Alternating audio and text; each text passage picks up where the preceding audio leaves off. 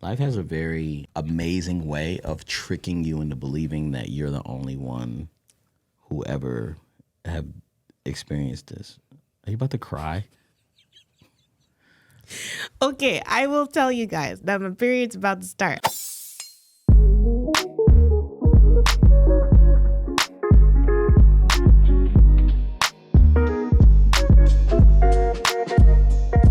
Hello, my name is Mrs. Melanin. And I don't believe Mel. And we are here with episode 215 of How Married Are You? I'm going to try to do this like Fife Dog would do it, okay? My name really... Oh, God, that was terrible. Let me try that one more time. Forgive me. My name BELEAF is Izzy Vet. We married 13 years. Live in California and we got 4 kids. Relationship scary is very necessary. We share our love and struggles. We ask how married are you? Every Tuesday and Thursday, shoddy. If you're listening, you're in the wedding party. It's okay if you want to put your hands up. You got the questions, we got the answers. It's chocolate baby story time. Chocolate baby story time. It's chocolate baby story time. 1, 2, 3, and... All right, my bad, y'all. What is happening? Is it internet? Story time. I'm just going to copy and paste this just in case. Yo, so this weekend, we've been having a lot of mishaps with the children. Not mishaps. They just been irritating each other a lot. And what they do is they like to run tell us. Now, one thing, a rule that I made up a long time ago is like, don't tell me what you didn't tell your brother or your sister already. If you got a problem with your brother and sister, you take it to them first and say, hey, I didn't like that. And don't do that again. And then once they keep doing that thing, then you could come to me and say, oh, I asked them to stop. They're not respecting my boundaries. Then, you know what I'm saying? But these people, they want to now forget the rule and they want to come to me instantly. Dad, Theo called me a da-da-da. Mom, Theo, Uzi hit me. You know what I'm saying? It's always the same thing. So I'm like, don't come to me with a problem that you can solve, right? So I introduced a new thing to them. I don't know if they tried it yet on you. But basically I say, hey, Dad, or hey, Mom, right? I have a problem I can't solve. Can you help me? Like, that's how you approach me. You got a problem. You can't solve it. I can help you maybe, right? And so that's what I'm trying to implement. So Theo called Raya, one of the characters from the Diary of a Wimpy Kid. Raya got really upset, came to me, told me. And I'm like, well, what do you mean by that, Theo? And he's like, oh, I just mean that he's not trying hard.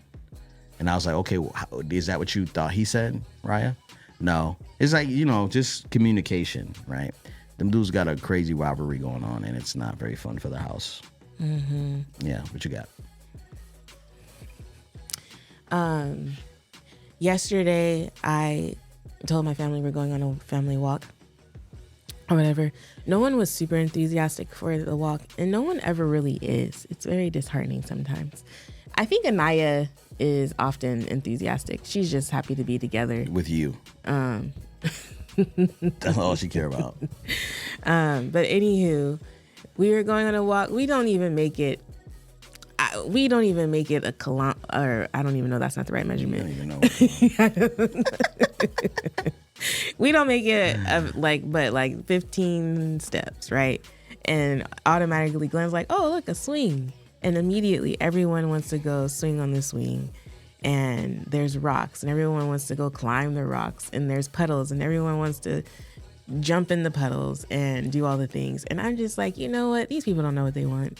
I'm going to take them outside every chance I get, because there's so much life to be lived outside. Yeah. And we deserve to live outside. Yeah, you said 1,000 hours outside. Is that what you're trying to do this year? So I accepted this challenge, and I brought my family in with me, and I was like, hey, if we do this, then we can treat ourselves to a family vacation.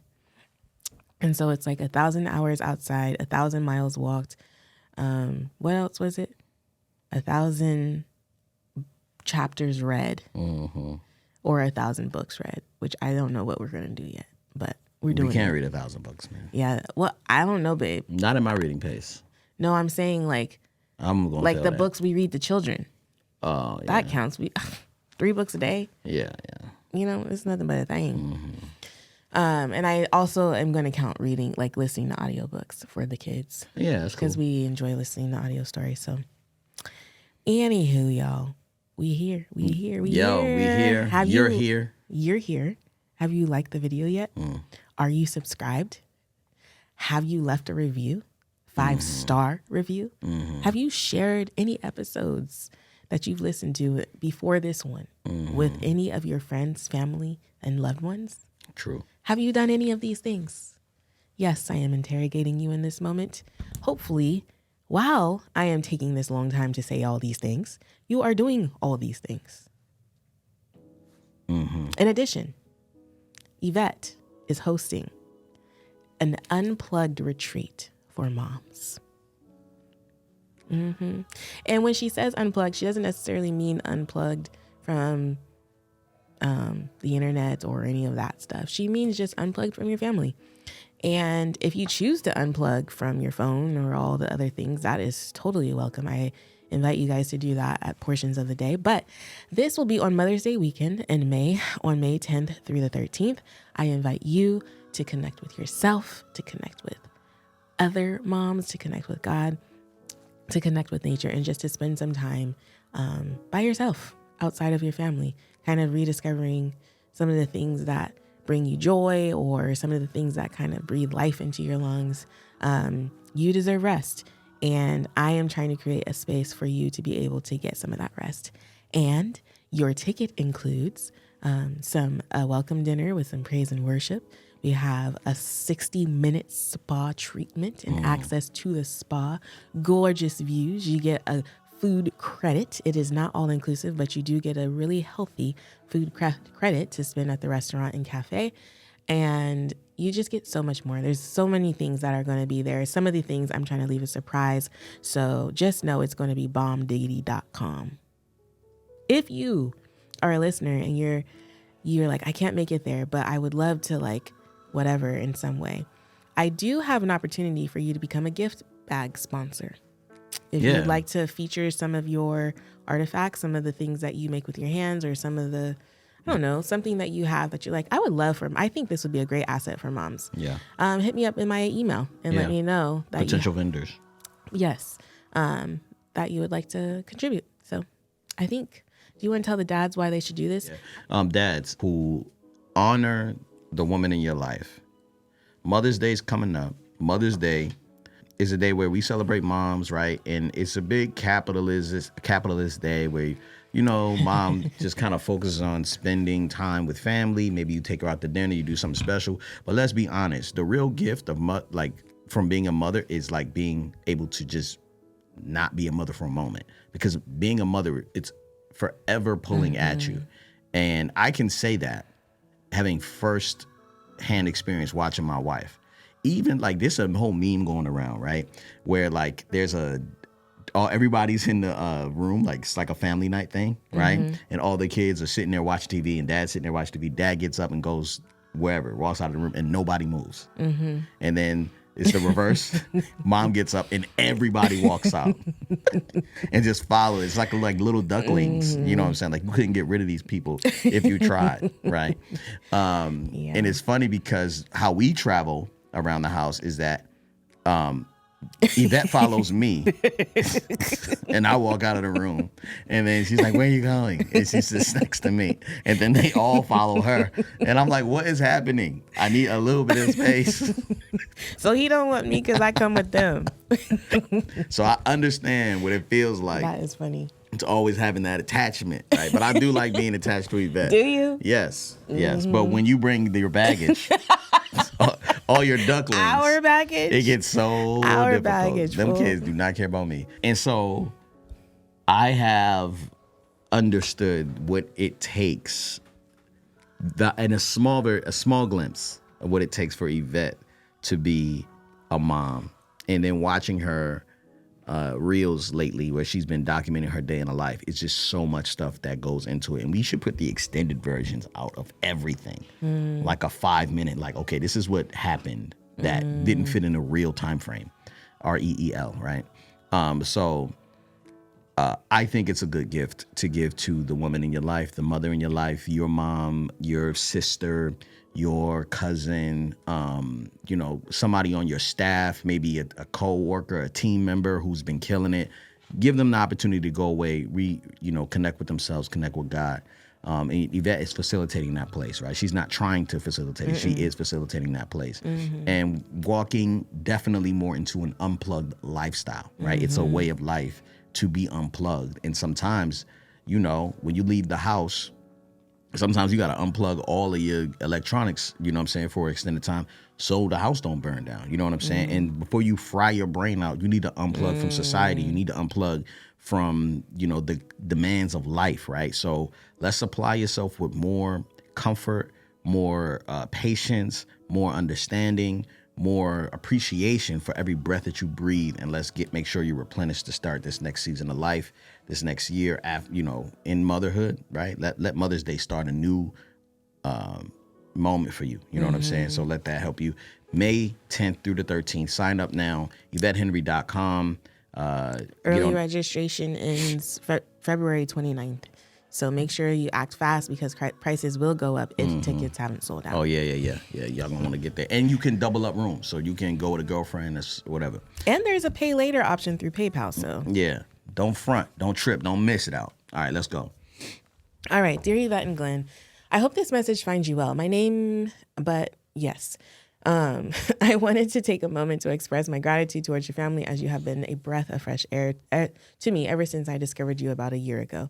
Witnessing your healthy family dynamic gives me hope for the future. I love you guys. Thank you so much. At 25 years old, I am currently single and without children. I live alone, and in 2021, I made the decision to quit my job based on what I believe God told me. Since then, I haven't been employed, but I do occasionally babysit. I have placed my trust in God as my ultimate provider.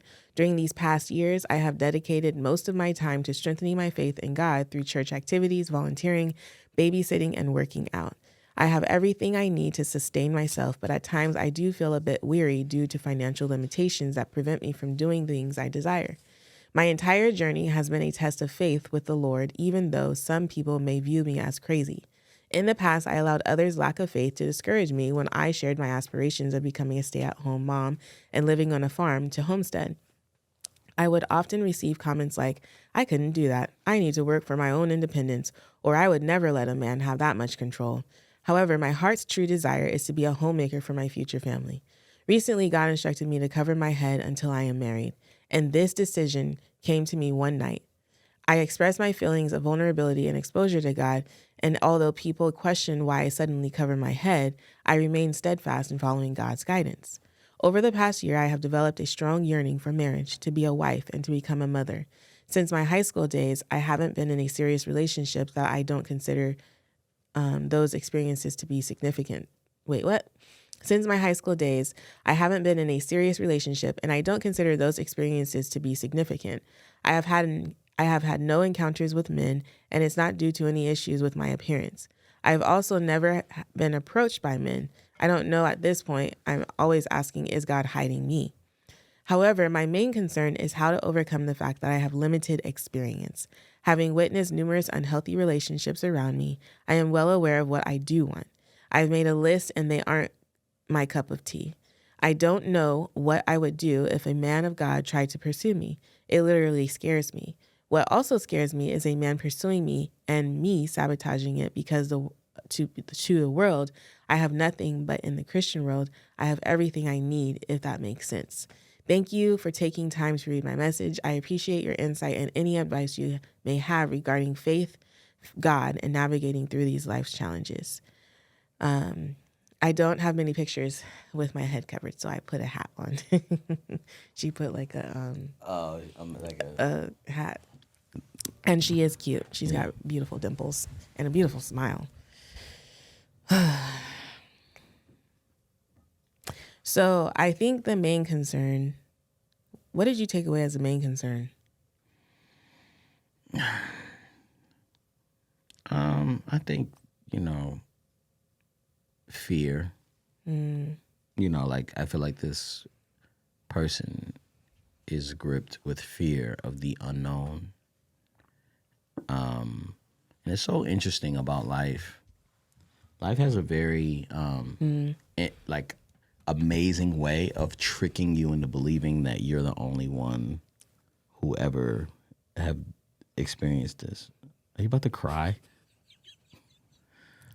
Okay, I will tell you guys that my period's about to start. I don't know if it's going to happen today.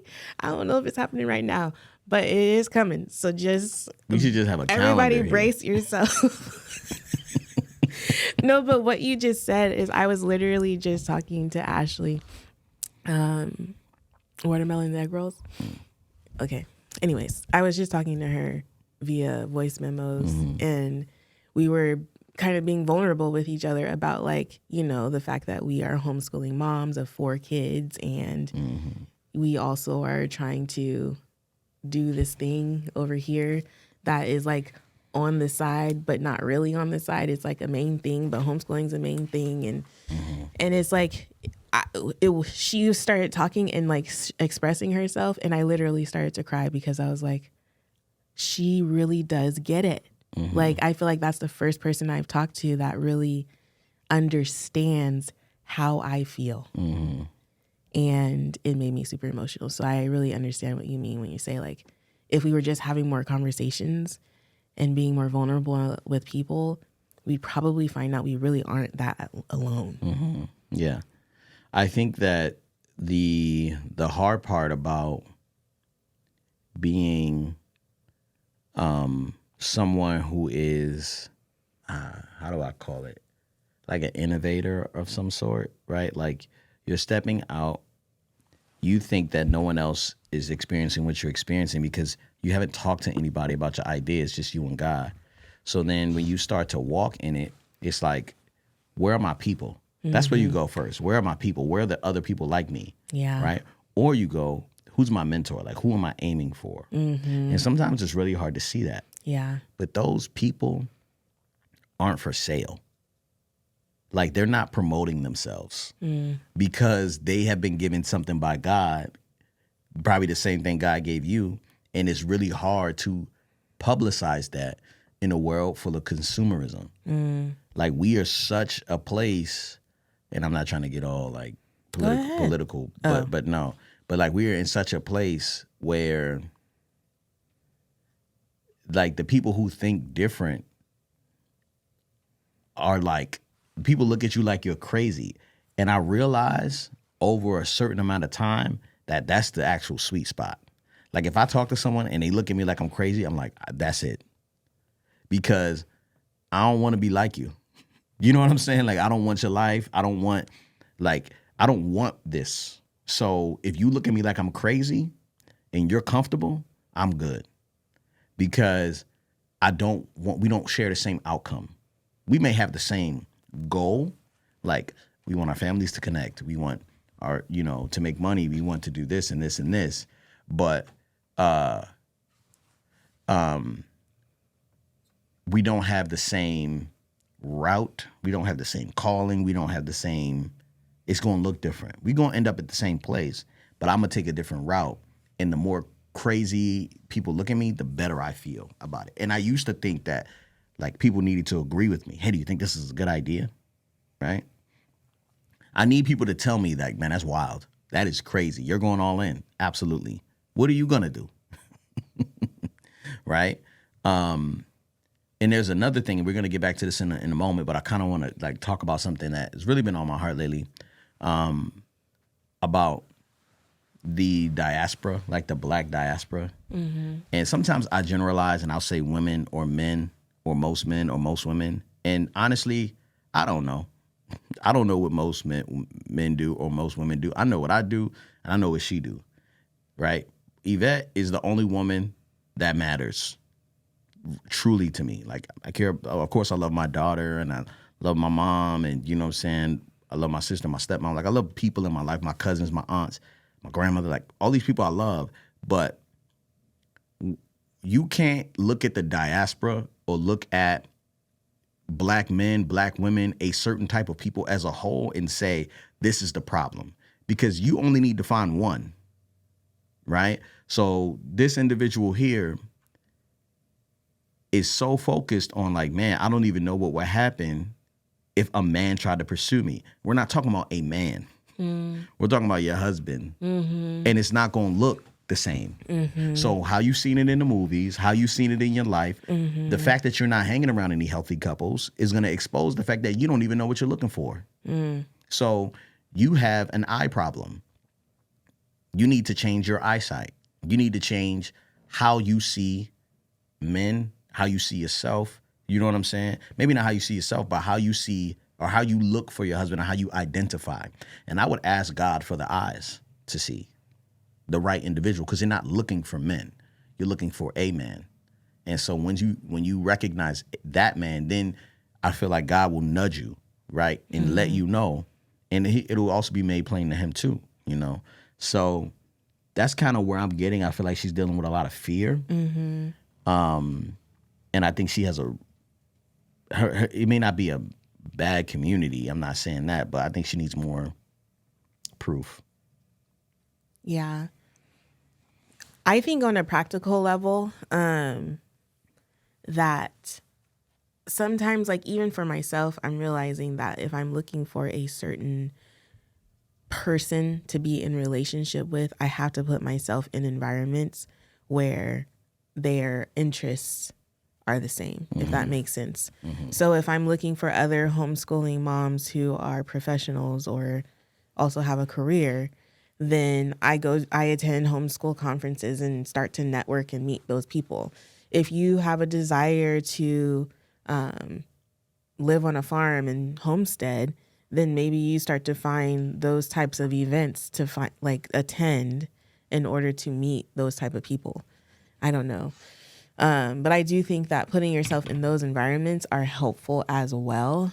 But I do know also that if you have a relationship with the Lord, then you, like Glenn said, would get that nudge or that, whatever it is, however the Lord decides to speak to you in the moment about, oh yes, this is someone that you should pay attention to, or this is someone that you should be open to getting to know more. But yeah, I do think that sometimes fear can be paralyzing in some of the most unfortunate ways that don't allow us to see the things that we desire to come into fruition. And so I would definitely be praying for the Lord to relieve you of that fear and for you to really believe that like who he has for you is for you ultimately. What do you think about what I said about the diaspora and like how men and women are kind of categorized, and women don't know what they want, men don't know how to work? You know what I'm saying? Like, because I feel like everybody kind of has, like, especially like from previous emails, it's been like the same type of emails where, we have a man without accountability who likes to play video games with a wife who works hard. You know what I'm saying? And it's like, how do we then avoid those situations in a healthy way? Sit down. Why don't you go ahead and get settled? We'll pause. Yeah. I'm done. No, man, you gonna take off your jacket? And your computer and all the things. Good morning, Brandon. Rain jackets be loud. Good morning, sir. All right, cool. Yeah. What do you think about that? Like, are we... Her tail is wagging and it's hitting the picture thing. All done, Lily. She's like, how you gonna tell me not to be happy? I know. I don't know if I understand your question. Like, do I believe that is true, or? No, I just think that like the climate of Black love from the dating perspective with these like podcasts of single people talking about relationships and the status of what a woman is called to be and what a man is called to be, like, it's just kind of gross. And it's like, y'all out here trying to describe a whole, like, I don't hear no other culture besides like other African cultures talk about like their people like that. You know what I'm saying? So it's like, are we, you know, in a space where we're hopeful for our one, or are we just kind of like, man, the whole world is jacked up? I'm coming to a place where I am trying to be free in who I am and who I'm becoming. And what I mean by that is, for so much of my life, I've had this formula for how things are supposed to go. You know, started out in school. When you're in school, you're supposed to be a good student, get really good grades so that you can get into college. And then when you get into college, you're supposed to work really hard so that you can have this high-paying profession. And then, you know, there's just like a formula to life. And I think when it comes to even like when you are in your 20s, you're supposed to find love. And if you're lucky and you marry your high school sweetheart or your college sweetheart, like, yay. And so I think so many of us are used to like this certain timeline of events and the way things are supposed to go, that we get caught up in this idea of, I should be like married by now, or I should be in a serious relationship right now, or I should be having children right now, or I'm getting older, I'm not going to be able to have children any longer, I need to rush this process. And I think that because our society has created these parameters and boxes for us to fit into, it has made us much more anxious. And then when you add social media on top of that, it's worse. And I realize that I live with a certain level of anxiety and pressure on me because of external factors, that now I'm trying to free myself of those things and live what makes sense to me. Yes. And so Congratulations on that. That sounds like quite a journey. It's a journey. And I was reading in a book this morning, and it was saying that maybe the destination is the journey. Yeah. Yeah. And I was like, that is a bar, because like we all think we're journeying to a destination, but maybe the destination is a journey. It is the process of our becoming. And I don't know. I think that, I forget what your original question is. Can you remind me of your original question? Because I can't remember why I went off on this tangent. Well, I was just saying, like, it just seems like everybody is so focused on everybody and not them or their people, you know? Yeah. And so that's what I'm beginning to think. Like, Glenn and I are in the process of making decisions for our family that are not making sense for other people. And I texted a couple people, and I was like, hey, we're about to do this thing. And they're both like, we need to talk. And I'm like, and part of me is like, I understand these are people who I would maybe share, like, you know, how we came to this decision. But at the same time, I'm realizing, like, I don't owe my life to anyone but my husband and my children. And yourself. And myself. Yourself. And as I start to make decisions, even like, and there's a lot of things happening in me with as far as how I view homeschool. But even for that part, it's just kind of like, oh, that works for your family. That's great. But this is what works for mine. And this is how I'm going to move according to what I think is a best fit for my family, where we are now and where we're headed. Yeah. And so it doesn't have to make sense for anyone. It doesn't have to make sense for anyone but the people who are actually living in it. And honestly, it really only has to make sense for Glenn and I for the most part. Sometimes Glenn makes decisions that I don't fully get, but because I've seen his faithfulness and diligence in other areas, I can rock with it and trust that he's going to lead us in the right direction. And I also know that he submits to God. And when you have a husband who's submitted to the Lord and the word of God, then that is a whole other story. Now, we women out there, we don't necessarily need to be blindly following some men out here in these streets. But for us and our relationship and where we are headed, it works for us. And so for me, I have given myself permission to do things differently than what I've seen. I want to ask you this because, not to toot my own horn, but I'm curious to know, what are some things that you've seen me do that's kind of like, I don't really rock with this. I mean, I don't know what this is, but I trust it.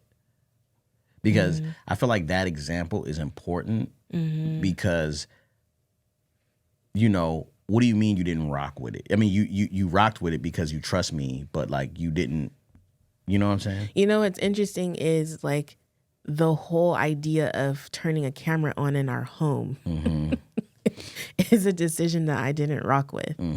And, you know, I think in the beginning we had certain parameters around what that looked like to a certain extent, at least on my end. And then I saw the fruit of what was happening in our community of Black people, Black families, and even for families who are not necessarily of the culture, but them being able to experience our family the way that they were able to and gain a broader insight to, oh, they're just like us. Yeah. There's nothing different about them except the color of their skin and then everything that our country has put them through. And so I think that that is a decision that I wasn't necessarily pumped on, but I've seen the Lord show up in the midst of it and touch the hearts of many as a result of it. I do believe that your decision to turn the camera on in our home was kingdom work, is kingdom work. Yeah. I believe that the impact that we are having is valuable for other people.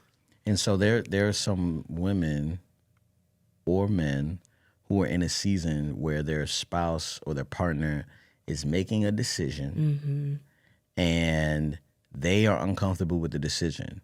How could you speak to them?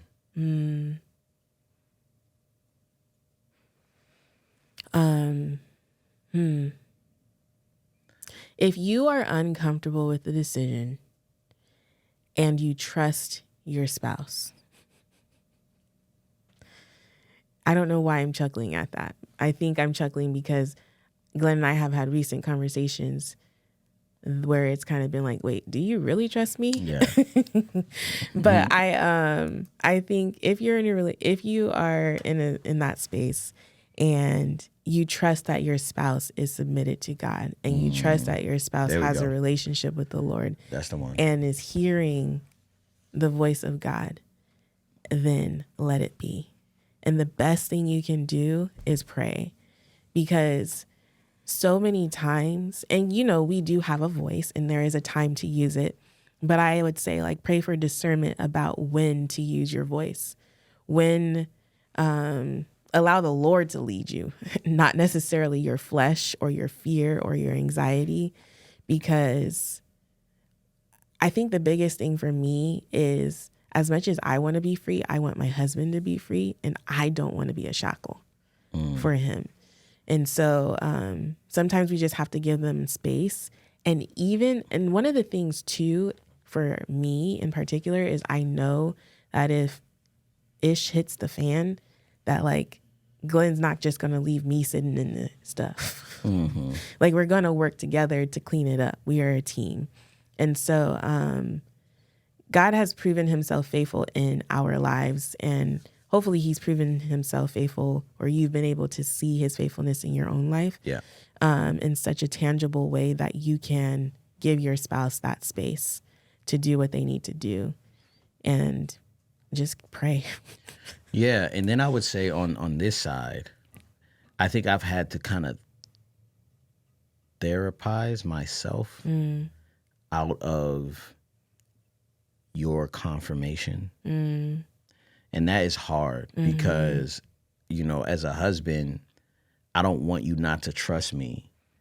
But sometimes the fear that you may be dealing with or having or experiencing based on the unknown has nothing to do with me or God. Like, it's just between you and yourself. And you have to, like, I could be like, you don't trust me? I did, you know what I'm saying? Like, I could be trying to prove and it makes me feel like, oh man, I got it. Right? Makes me feel like I have to like really prove myself to you. You know what I mean? As if You are God. Because God gave me the order, right? The idea, the order, like, man, this is easy. It's right here, you know, and I can't stand how I don't know if I'm supposed to wait for you to get it. But man, I don't know how but I think for me, it feels like it's worth waiting than moving without you understanding. But at the same time, I'm like, I should have just went. But I think an increase on my part would be, because right now, I would say in the past 2 weeks, we've had conversations that we had 6 years ago. You know what I'm saying? And I think that is when it goes like, all right, God, like, Lord, like, am I tripping or am I not supposed to be listening to this? Because I know we're good. You know what I'm saying? So, you know, just recently you said something. You were like, I just need to focus on this. And I was like, how dare you? You remember? No. You were like, oh, I'm going to stop doing this so much and I'm just going to focus on this. You know what I'm talking about? No. That. Oh. And I'm like, my lady, what's happening? And then I'm like, oh, that's a good idea. You know what I'm saying? But it happens like that. You got to go at your own pace. But my thing is like, okay, right, if I know that what I'm doing, like what we're doing is certain, do you need to agree immediately? Are you asking this question? Is this a rhetorical question or is this a question? Honestly, it's not. Because the answer is no. The answer is, okay, you're going to be mad. Like, I think that the energy toward the question, hey, this is what we're moving. I know you're uncomfortable with it, but just trust me. And that is like the end of the conversation. And then I got to have faith that you're going to trust God in me. And, you know, and I think I mean, I hope it doesn't take other people as long, but I think that is like 13 years of marriage. That's like over a decade of doing life together. You know what I mean? For me to be like, for you to even say that, and for me to be like, well, let's go. Right. And crazy thing is, God's teaching me the same lesson with himself. You know what I'm saying? Where he's like, all right, cool. I already told you to do that. Are you going to trust me, or are you going to wait for your wife to agree? Are you going to wait for your homie to give you permission? Or are you going to wait for your friends to agree with you, young lady? Like, are you going to wait for people to be like, you know?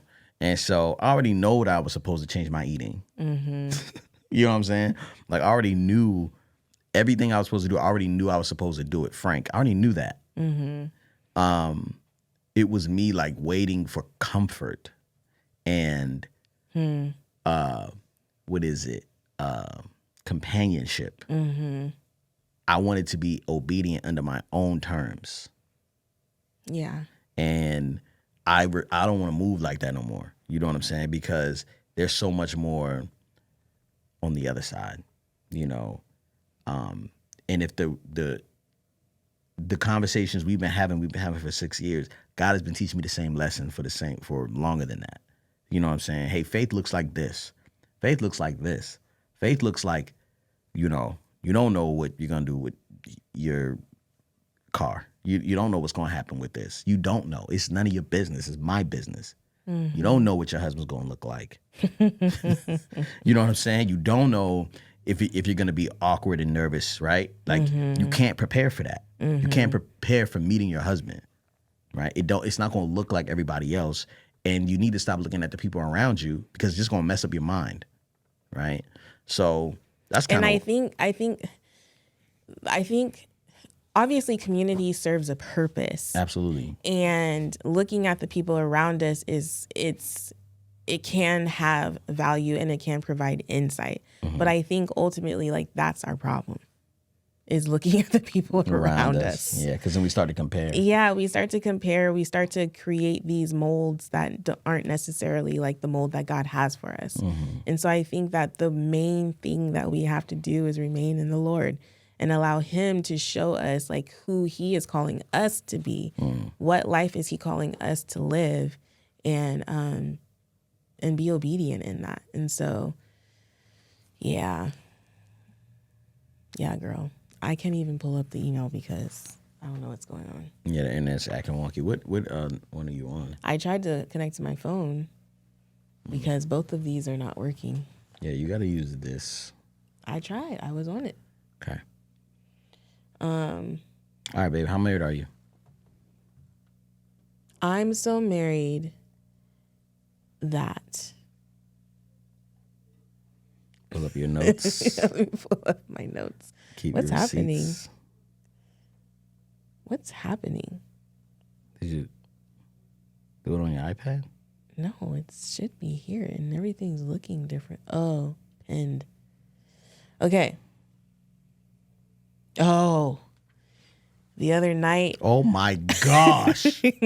This was crazy. Oh, I am so married. yeah. The other night, I started asking Glenn. Can this be mine too? Oh my gosh.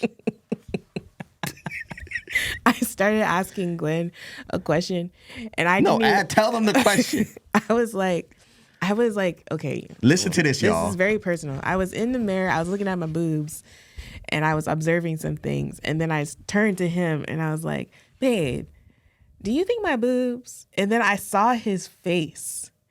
And it was like, I saw, you know how there's that one meme where all the like science and math things start to go up above the head and whirl? What did you say? It was literally that, what I saw on Glenn's face. And I was like, What did you know say? What? Ask the question. I didn't even finish the question, but I was about to ask you, like, No, you asked the question. what did I ask? You said, have my boobs changed over time? Oh, yeah. I said, have they changed over time? But I didn't get to what I was trying to say. You finished, but the thing is, you finished the statement. You probably was like, oh, he's not going to answer this after you stopped. But I just looked at her and I totally disengaged. I like looked at her for a second and I just recommitted myself to what I was doing. Because I think I was reading this book or something like that. Yeah, you were. And I was like, or were you folding laundry? I don't know. You were doing something. But I saw his whole demeanor, and I was like, you know what? I'm not even going to finish this question. How married are you, babe? oh my gosh. That question was so crazy. Because I was kind of like, what do you mean by that?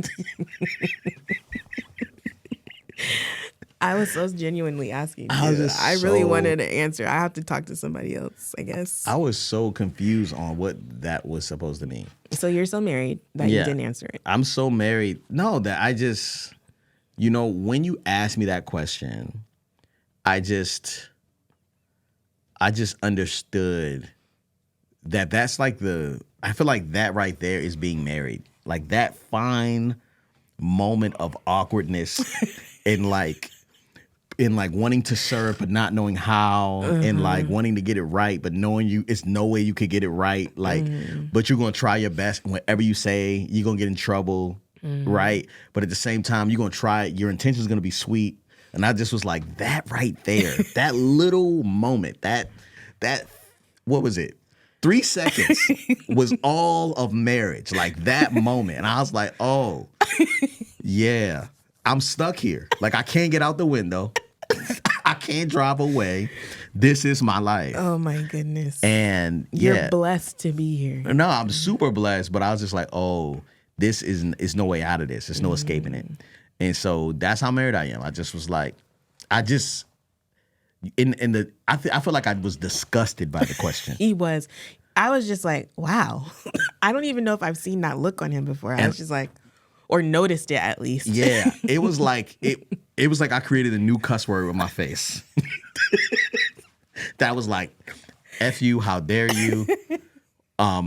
Like, please don't do this to me. Like it was like I couldn't even. Yeah. Anyway, that is funny. And that's just how married we are.